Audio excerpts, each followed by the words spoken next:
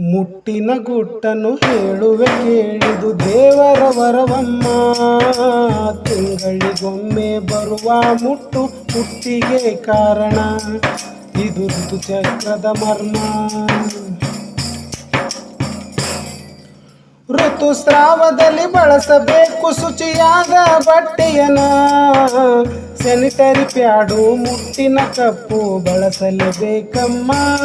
ಆಗಲೇ ಆರೋಗ್ಯ ರಕ್ಷಣ, ಆಗಲೇ ಆರೋಗ್ಯ ರಕ್ಷಣ. ಋತುಸ್ರಾವವದು ಸಹಜ ಪ್ರಕ್ರಿಯೆ, ನಗು ನಗುತ್ತಾ ನೀ ಎದುರಿಸುವೆ. ವೈದ್ಯರ ಸಲಹೆ ತಪ್ಪದೆ ಪಡೆಯಿರಿ ಮುಟ್ಟಿನ ಸಮಯದ ತೊಂದರೆಗೆ, ಕಾಣಿರಿ ವೈದ್ಯರ ಸಲಹೆಗೆ.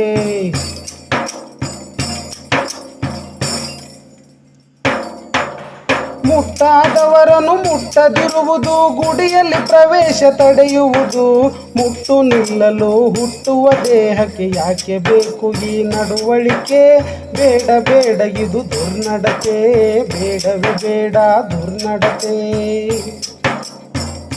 12ರಿಂದ 55 ವರ್ಷದ ಒಳಗಿನ ಓ ಮಹಿಳೆಯರೇ, ಹೆಚ್ಚು ಕಡಿಮೆ ಮುಟ್ಟಿನ ಪ್ರಾರಂಭ ಅಂತ್ಯವು ಈ ಅವಧಿಯಲ್ಲೇ, ಋತುಚಕ್ರವು ಈ ವಯಸ್ಸಿನಲ್ಲೇ.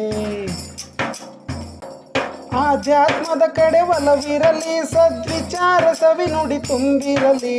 ಕಾಯಕ ಯೋಗಿಯಾಗಲು ನಮಗೆ ನೆಮ್ಮದಿ ದೇಹ ಮನಸ್ಸಿನಲ್ಲಿ. ಆರೋಗ್ಯ ಭಾಗ್ಯವು ನಮಗಿಲ್ಲಿ, ಆರೋಗ್ಯ ಭಾಗ್ಯವು ನಮಗಿಲ್ಲಿ. ಹುಟ್ಟಿನ ಗುಟ್ಟನ್ನು ಹೇಳುವೆ ಕೇಳಿದು ದೇವರ ವರವಮ್ಮ. ತಿಂಗಳಿಗೊಮ್ಮೆ ಬರುವ ಮುಟ್ಟು ಹುಟ್ಟಿಗೆ ಕಾರಣ, ಇದು ಋತುಚಕ್ರದ ಮರ್ಮ, ಋತುಚಕ್ರದ ಮರ್ಮ.